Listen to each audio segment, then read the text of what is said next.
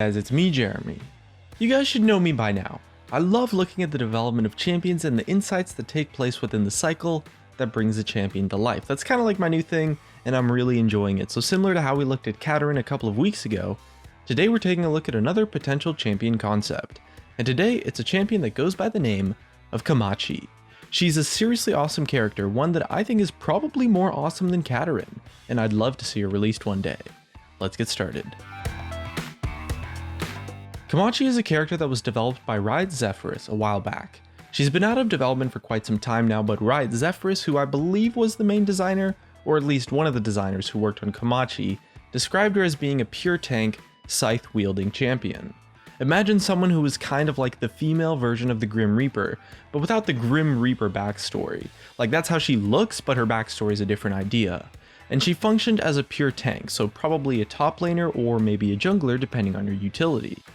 Now, this concept is one that I see as being pretty badass, and the biggest thing to think about with a champion concept when it comes to League of Legends definitely has to be whether or not they are unique. Is there room for a character like this in League of Legends? Well, the ideas have been toyed around with a bit. We have Kindred, who is essentially the League of Legends version of the Grim Reaper, but Komachi, I mean, it's hard to describe, because there isn't actually any official concept art released for her, but she takes on more of like a playful version that is sort of based off of the Grim Reaper. Her lore had pretty much nothing to do with it, and she didn't look anything like Karthus, who you'd probably see as being maybe the Grim Reaper in terms of the character model. And the idea of the character who uses a scythe as a weapon for melee attacks and not just a tool to cast spells with like fiddlesticks or something, is one that's definitely unique and is a pretty cool thing. I mean, a scythe is just a badass weapon, and it's more interesting than, you know, another sword or a gun or a bow. And I would love to see more characters with interesting weapons be added into the game. As for the development of Komachi, she did actually have a decent amount of work put into her.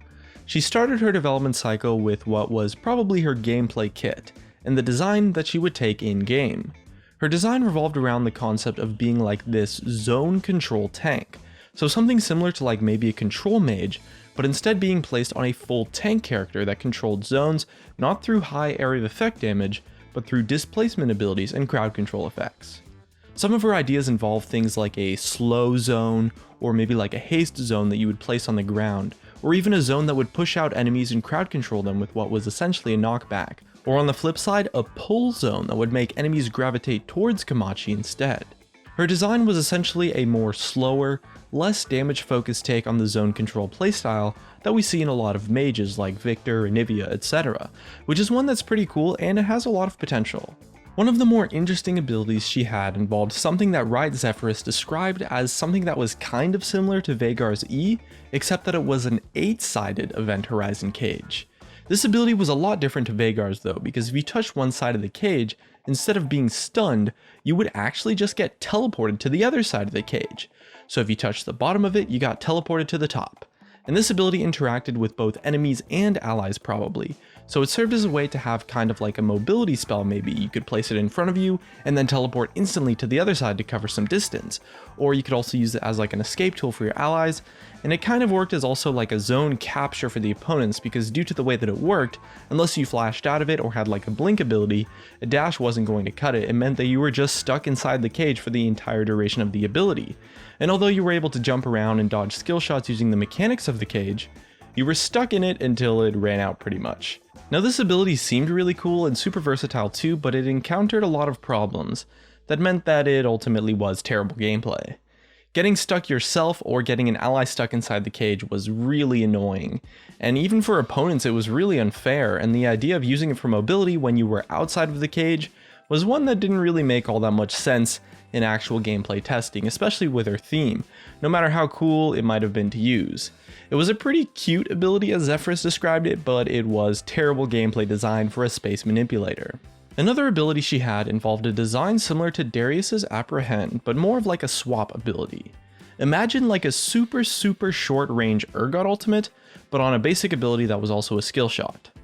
Now, this ability was a little bit more successful, and although it might seem a bit crazy on paper, it wasn't all that much better than Darius's actual Apprehend ability, considering you have the super short range and the skill shot aspect that the ability likely had.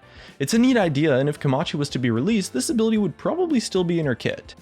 It was one of the core abilities they used to give Komachi the theme that they wanted, of being able to transpose both herself and her enemies. They liked that theme a lot, felt like it fit with the control tank playstyle, and wanted to capture it in her kit.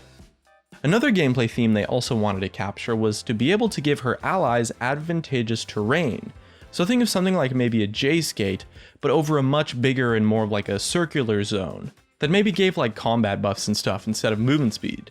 This concept's really cool to me too because I imagine it as some sort of like a reverse control mage playstyle, where instead of controlling the zones and positioning of your opponents, you control the zones and positioning of your allies by giving them zones that buff them with combat stats that they are rewarded for staying in, with the trade-off being that they kind of limit their positioning to inside the zone, since you wouldn't want to go walking outside of the zone during a team fight.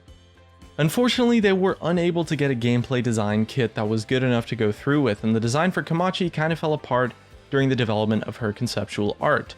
Since yeah, it's kind of true that the design of a scythe-wielding Grim Reaper-esque girl has a little bit of a few hoops to go through to set herself apart from Karthus and a few other characters in the game, and it's a design that's tough to fit within the League of Legends art style too, that is typically a little bit more upbeat and, epic, heroic, or villainous, rather than just this like super serious and intense and dark.